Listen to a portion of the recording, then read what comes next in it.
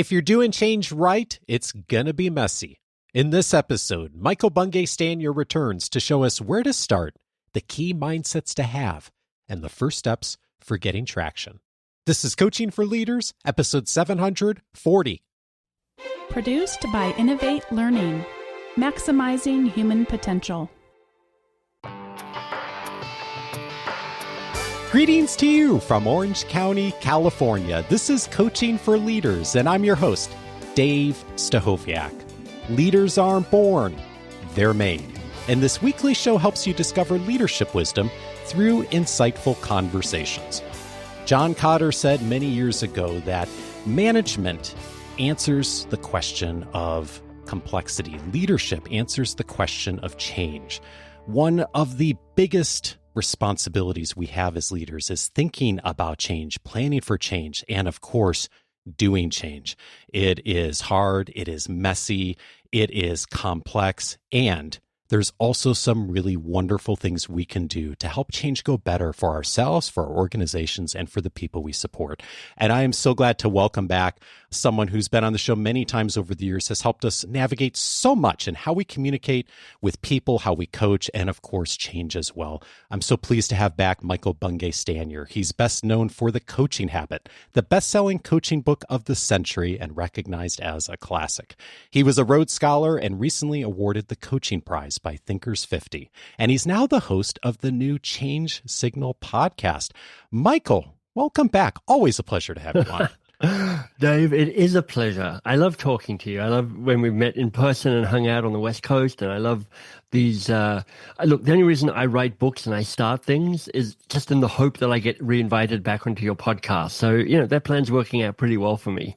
I had a conversation earlier this morning with someone you do not know, but a friend of mine. And he said, I happened to mention I was talking to you today. And he said, oh, I just recommended The Coaching Habit to one of my clients this morning. He's like, that's the name of the book, isn't it? The Coaching Habit. And I said, well, yeah. And it's funny you mentioned that because it has become such a touchstone for so many of us to get better at this. Thank you so much for your work. And thank you, by the way, for congratulations on the award from Thinkers 50. How cool. That was very cool. And it's so well-deserved because we've all learned so much from you. And I made a delightful discovery in preparing for our conversation today. One of my favorite books of all time, Transitions by William Bridges. It turns out you wrote the foreword of the most recent edition. And I know. What a compliment that was to be asked. I mean, really, I was very flattered. It's an extraordinary book. And you write in the foreword, the first two lines, H.L. Mencken hit the nail on the head. Every complex problem has a solution, which is simple, direct, plausible, and wrong. Change is the epitome of the complex problem. And I was thinking about those words you wrote, and ideally, leadership answers the question of change, as I mentioned in the introduction. But that answer and change itself, it's really messy, isn't it? It is. And I don't think anybody's gone, it's just got a whole lot easier over the last 10 years. Nobody's going, oh, I really like how it's slowed down. It's become less burdensome. It's become less ubiquitous. For almost everybody, the opposites occurred and everything's feel like it's heated up, it's sped up, it's got harder, it's got more complex, it's got more pervasive. And I also think this field of change is filled with solutions that feel a bit deficient. It's the polite way of putting it. Some of them are just terrible, but even the good ones don't feel like they embrace the whole of what you need to know and understand to help manage change. So part of the initiative for this Change Signal podcast and project was, Dave, honestly, to try and do what I did with coaching and the Coaching Habit was to unweird it, to cut through the blather, and also to help people find the good stuff that works in this complicated space. And there's so many things that we can do as leaders that help change go a little bit better. And one of the mindsets that was so helpful to me listening to the recent episodes of your podcast, one of them came from Caroline Webb, and she highlighted the principle from Chesterton that said, before you remove a fence, figure out why it's there. Yeah, I'd never heard of this before, but Carolyn's one of those great, smart people. Has she been on your podcast yet? Because if not, you should have her as a guest. She's terrific. She's not, no, but I was hanging on her words and thinking about that. And I've been thinking about that fence analogy ever since she brought it up. Yeah, I mean, she's a great place to start because one of the key things I took from that conversation with her is you should figure out what's actually going on before you leap in and start doing stuff. Because, and this is true whether you're involved in change or just any project really, which is take an audit of all the stuff that is going on, because almost certainly you are underestimating just how many initiatives are out there, just how busy people are, just how many things they're measuring and tracking and, nominally or actually engaged with. And that willingness to step back and go, really what you're asking is, so what's reality right now? What do we know to be true about what people are up to and up against? That's a really powerful place to start. And way too often, I think we are willfully ignorant around actually trying to listen and find some stuff out there. And I know I've this visceral memory of getting a promotion, coming into a new location years ago, seen some things that by policy were against what the organization was supposed to be doing and changing it very quickly back to align with policy. And I totally missed the reason why they had made an exception to the policy. And it was a very good reason, but by missing even asking the question, I damaged some relationships early on, and it took some time to recover from that. Yeah, I mean, one of the other key insights that shows up time and time again in talking to these masterful thinkers around change and transition is, people don't like having change done to them. You want to be doing change with people, not to people. And often that behavior of yours, which I've got my own stories, which are, exactly the same, even though the details are different, is you're coming in and you're like, oh, you guys don't quite get it. I need to change this. As opposed to, how do I figure out what's really going on? How do I figure out who these other people really are? And then what's the change that happens there? I mean, if you think of Michael Watkins' book, The First 90 Days, so much of what that book really is about is, look, you need to notch up a win or two in your first 90 days, but slow the rush because you need to figure out what's really going on. You really need to understand that the landscape, the invisible landscape of power, how things really happen, so that when you do notch up your wins, they're actual wins and they're not Pyrrhic victories. You're a fan of Emily Dickinson, and I found a poem that you highlighted recently, and the poem goes like this. Tell all the truth, but tell it slant. Success in circuit lies, too bright for our infirm delight, the truth's superb surprise. As lightning to the children eased, with explanation kind, the truth must dazzle gradually, or every man be blind. I was reflecting on that poem, and especially that first sentence, and you highlight that when thinking about change. Tell all the truth, but tell it slant. How do you think about that in the context of change? It's so cool that you're reading Emily Dickinson poems on a leadership podcast. That's fantastic, Dave. Of course. Thank you. Yeah, she is such a wonderful writer. Just for her just learning punctuation from her is extraordinary. This is a big answer. So, Dave, you'll have to interrupt me when I start getting tedious or monologuing too much. But the starting point for me is to understand that, like, all change is complex.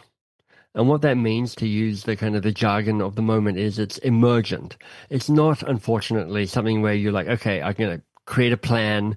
It's going to have a nice, neat spreadsheet. I'm going to press a button. Things are going to happen like they would in a machine, and a nice little change finished initiative will pop out at the other end. I mean, gosh, and maybe the very most basic change is that, but everything else is messy and difficult, and it's got people involved, and it is complex. And when you're dealing with systems, when you're dealing with complexity, what you realize is the linear stuff rarely works. The direct attack really works. So whereas you do need change disciplines like good marketing and some decent project management and a metric or two to track, if you go too far down that road, you're deluded about the reality of the experience that you're having and the people who are going through change are having. When you realize how complexity works, you realize you've got to come at it sideways. You've got to come at it slant. You've got to try and figure out where influence lies. You've got to figure out where trust lies. And you've got to try and do things a little less directly, a little more indirectly. And so often we, and I certainly have made this mistake of coming at change of the direct nature, the plan, the structure, the strategy, yes to doing some of that, of course, but also not getting caught up in it where you forget the human parts. And you and I are both fans of Cassandra Worthy. She's been on both of our podcasts. Yeah. And you asked her recently what frustrates her about change. And what she said is the assumption that emotion should be left at the door of business. And I thought about that, and I thought, like, how often when a change is happening, is underway, somebody with a leadership responsibility gets up in front of a room or a virtual room and says, you know, we're all going to have some emotions. We're going to have some challenges coming through this, but we're going to kind of pull up our bootstraps and go. And like, there's sort of like this moment of acknowledgement of emotion and difficulty. And then the message is, maybe not directly, but sort of in context, then it's time for us to go and leave our emotions at the door. Yeah. And how often we do that, you know? Exactly. It's like, we're going to give you 3 to 5 minutes to have your feels. And after that, you're just going to have to get on with the work. So, you know, don't linger on the feeling piece. I mean, it all keeps coming back, Dave, to this whole thing around, you know, the people, to change an organization, you're trying to change people's behavior. And let me step back for a moment, because I've got a loose model, a loose framework for how I start thinking about change, which will then help me get into kind of some of the stuff that Cassandra, amongst other people, are talking about. So here's a starting point. It's like, if you're in an organization, you actually need to understand 2 different types of change. You need to understand individual change and organizational change. And they sound like they're going to be similar. They sound like they're the kind of the same thing. But I've come to realize they're different, and they're different like Newtonian physics is different from quantum physics. Now, you know, Newtonian physics basically explains the physics of big things, like apples dropping on people's heads. And quantum physics basically explains the physics of really small things, like tiny, tiny things. Right. And between the two of them, they explain the world. But here's what's amazing. They're contradictory to each other. They don't seem to work at all well together, but somehow they combine and somehow they explain and make sense of our entire universe. And I think when you're thinking about change and transformation in your organization, you need to understand both individual change and organizational change. And one is about shifting people's behavior so they do something differently. Because if you'd make changes but nobody behaves differently, have you really made any change?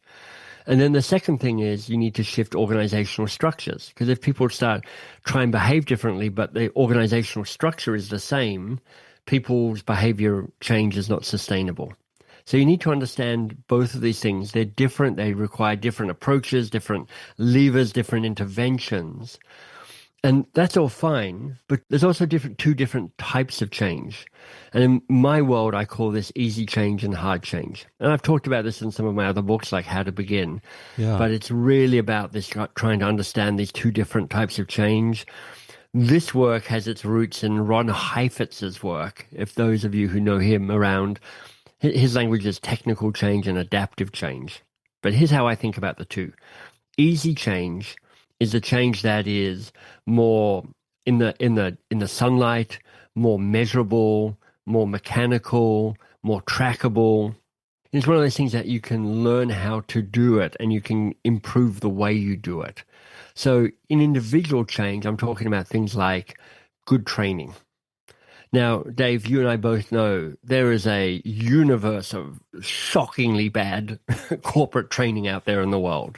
Indeed. But there's also the knowledge out there about here's what you need to do to create a really good learning experience these days. And on the corporate level, I'd be thinking about things like project management and also marketing as corporate organizational change that's easy change, because there's a ton of great stuff out there on how to market something well. Now, again, our world is filled with change initiatives that are really badly marketed or not marketed at all, so people don't buy into it. Or change initiatives that are really badly project managed. So it's a disaster, or it's over managed. That's easy change.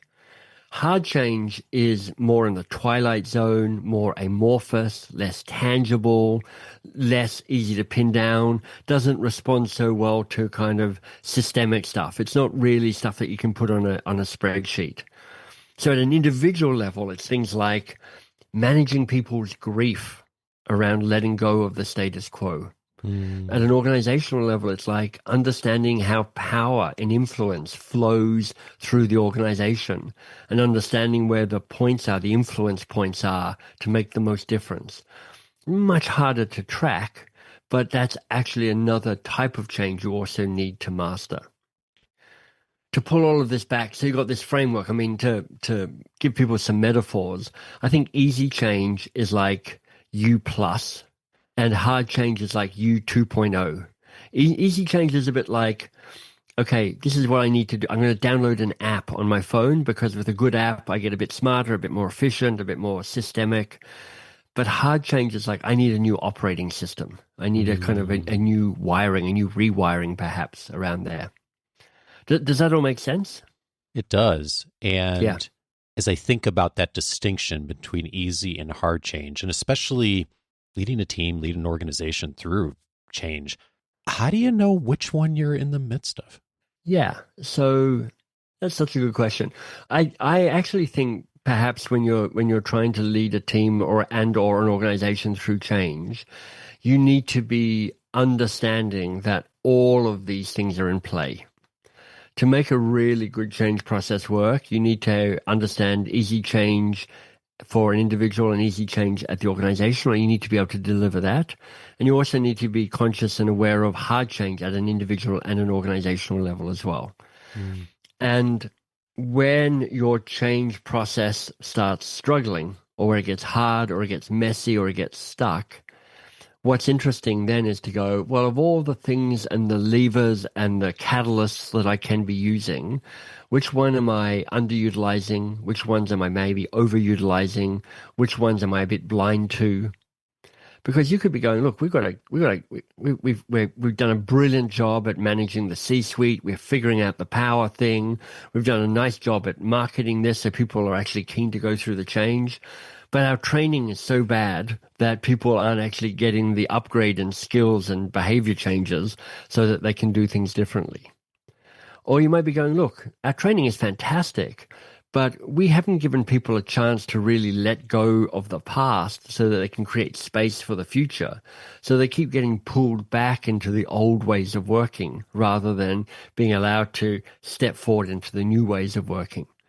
So I think it's more of a question of going, rather than which one of these am I in, it's like you're in all of them. All models are wrong, but some are useful. And what this model does is it tries to blow out a way of understanding your in the moment experience, going, look, there's these 4 different quadrants. Where are you strong? Where might you be vulnerable? And as you were saying that, I was thinking, like, regardless of where you are and what you're seeing, like our tendency to miss stuff. And you said the word being blinded sometimes. And it reminded me of a quote from one of your friends, Jason Fox. I listened to one of his episodes on leadership, and he has this great quote: when you fixate upon something that's shining bright, it means that it's harder to see what exists in the penumbra.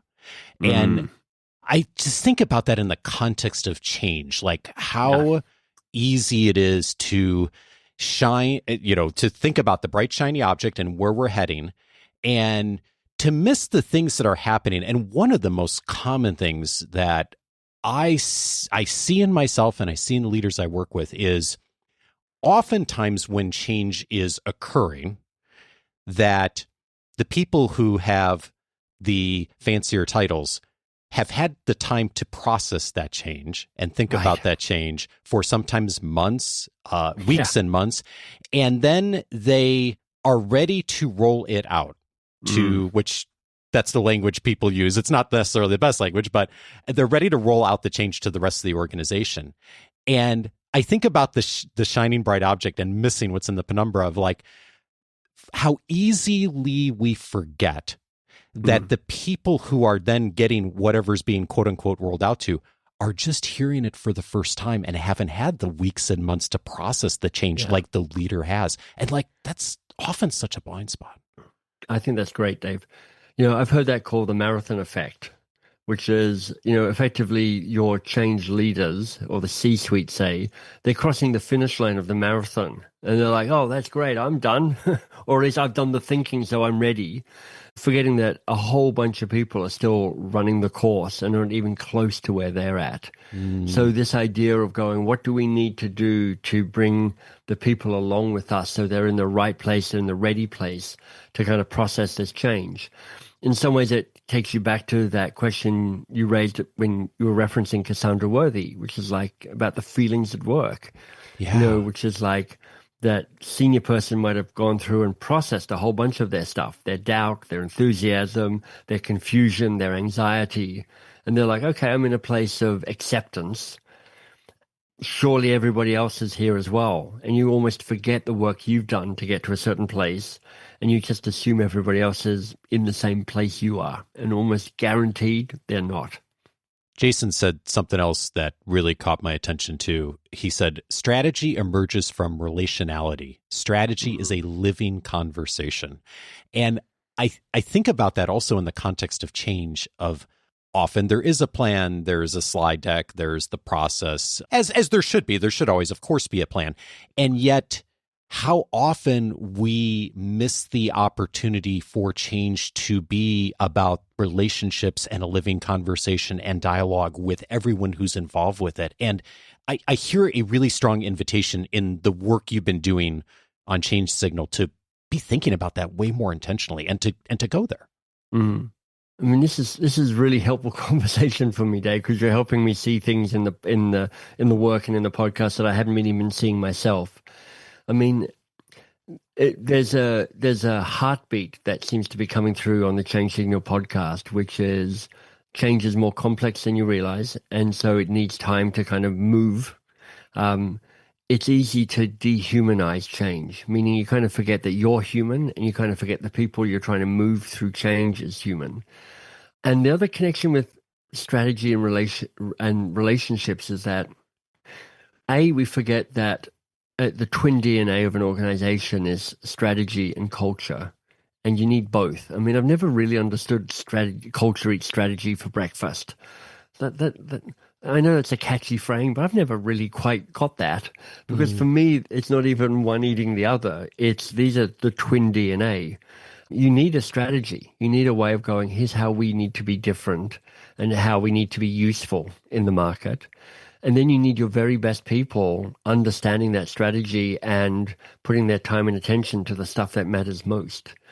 That's kind of the work of coaching, I think, is to A, amplify the very best of your people, and B, make sure they're doing the work that matters the most. So you're building that culture to deliver on the strategy. And, in an episode that hasn't yet been released on Change Signal with Ann Gotti, who's the EVP of organizational something in Mondelez, one of her first statements in the podcast, which is why I remember it, she just said, look, change by decree just doesn't work. It probably never has worked, but it definitely doesn't work anymore. So this idea of strategy by decree probably doesn't work either, because at the heart of strategy is that coaching question, this is what we're saying yes to, and therefore this is what we are also saying no to. But you can't if you just decree the strategy, it's unlikely that's really going to be fully understood and fully embraced and fully acted on. One of the through lines that I have been hearing from you and also from a number of the folks you've been talking to on change is the invitation to run experiments. Yes. What is it that's so critical about experiments? I remember reading Jim Collins when Jim Collins was particularly influential. And one of the things that you have to give Jim Collins is he's got a really good grasp of metaphor. I'm not sure all of his research stacks up, but holy cow, his metaphors are outstanding. And in the context of strategy, I think Collins said people should be firing bullets and then they should be firing cannonballs. Now, for him, a bullet is an experiment. It's a small, low-risk, low-cost thing to figure out where the real target lies. Because whatever you think is the real target, that's not the real target. You've got to test it out, probe it out, feel your way into it till you get a sense of actually here's the bullseye. Here's the thing we really need to be going for.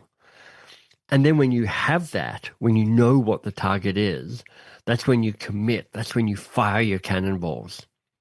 And for Collins, he says, look, most people don't fire enough bullets and they fire their cannonballs too soon. Or they don't ever end up firing their cannonballs. All they ever do is firing bullets and small experiments. They lose their nerve. They don't have the courage to really commit. And I think one of the things here is you're running small experiments. You're firing bullets because your change experience is a moving target, just to carry on with this metaphor.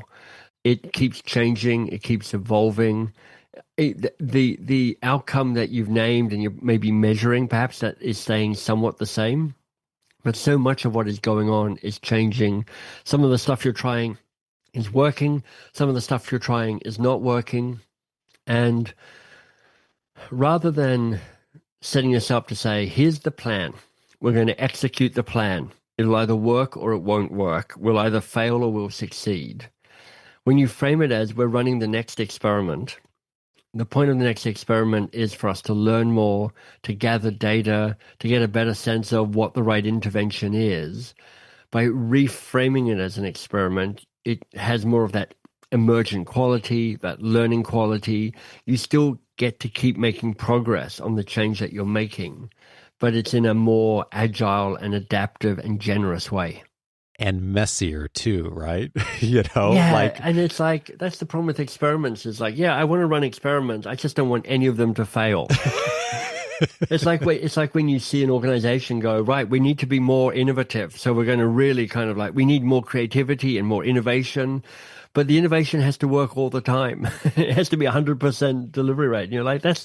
That's actually counter to the definition of innovation. Yeah. So part of what you're trying to build when you are what you're trying to do is build change capacity as much as anything in your organization, an ability to be in a place of unknown and ambiguity and not to panic around that, an ability to experiment and try and figure out the next step forward, an ability to stay curious a little bit longer, rush to action and advice giving a little bit more slowly.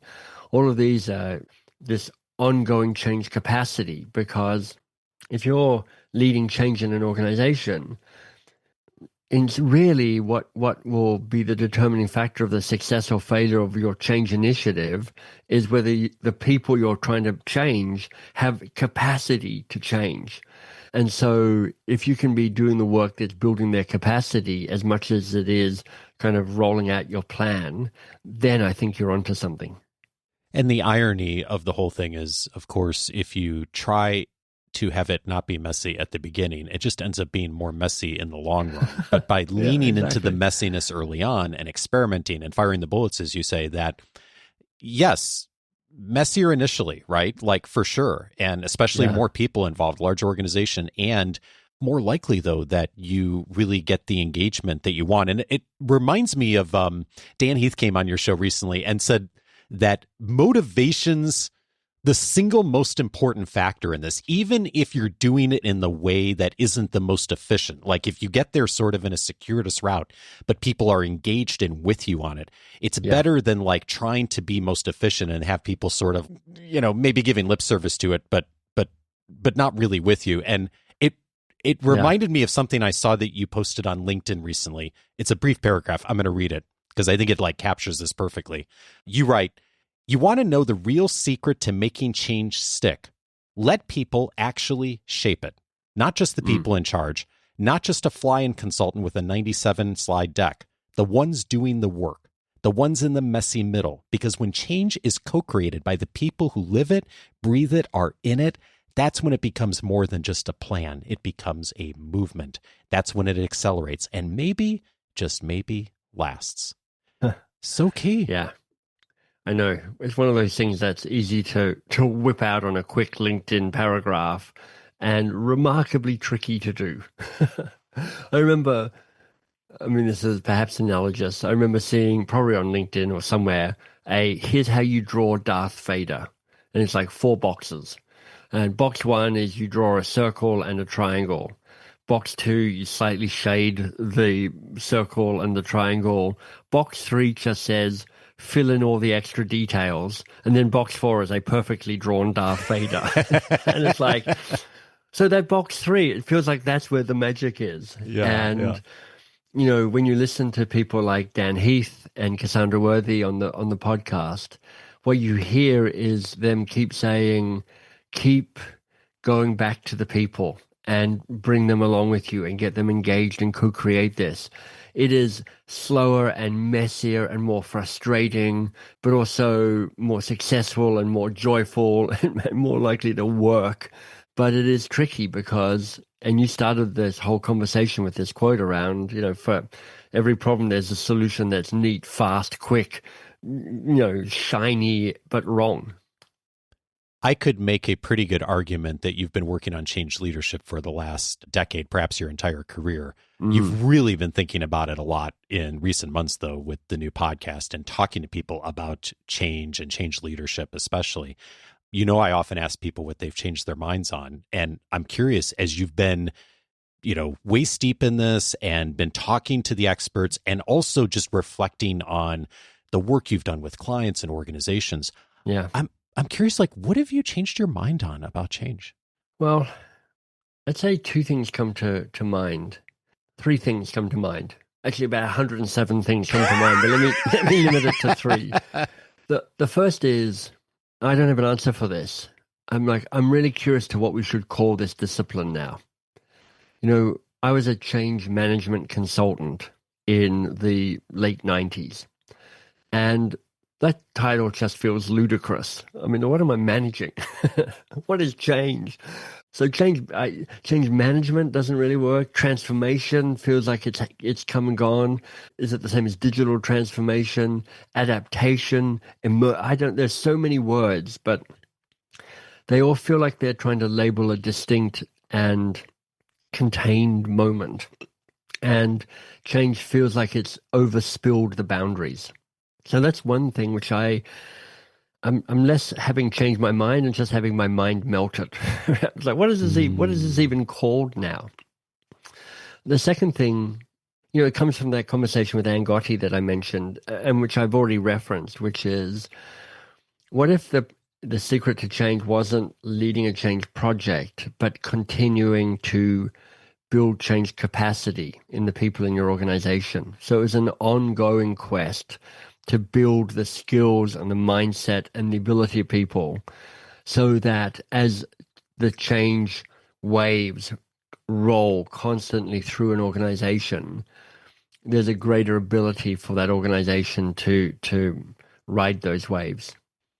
And then the third thing is to realize just what a powerful, powerful grip the status quo has on all of us, at an individual and at an organizational level. I mean, it is we're trying to move into the future, but the status quo has its hands strongly around our ankles, and it's making life difficult. And ironically, that's like, even as we are frustrated with the status quo, even as we are irritated by the way things are right now, there is something we are getting from that. You know, there's a famous quote that says, you know, every system is perfectly designed to generate exactly the results it's currently delivering. And there's a way that system doesn't want to change. That's a homeostasis. And I think I have often underestimated just how much work it takes to loosen the shackles of the status quo. Michael Bungay Stanier is the author of The Coaching Habit and host of the new Change Signal podcast. Michael, always a pleasure. David, it is always a pleasure. Thank you.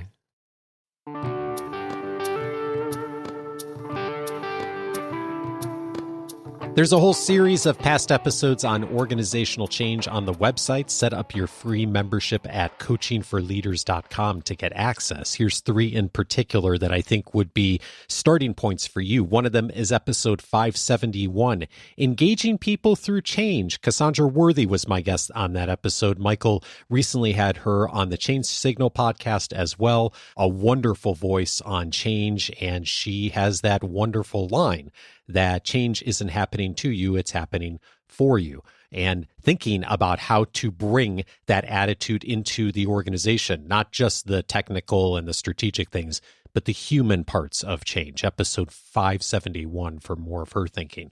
I'd also invite you to check out episode 621, How to Approach a Reorg with Claire Hughes Johnson. Claire, one of the longtime leaders at Stripe, the company that powers so much of the infrastructure of payments on the internet. In that conversation, she talked about how Stripe, of course, has grown so much in recent years and some of the reorgs that they have been through. And of course, the lessons that she has learned and her team has learned of going through that process. So much wonderful insight, mindset, tactical things there. Episode 621 for that, especially helpful if you're in the midst of a reorg right now or just about to embark upon one. And then finally, I'd recommend episode 660, How to Prevent a Team from Repeating Mistakes.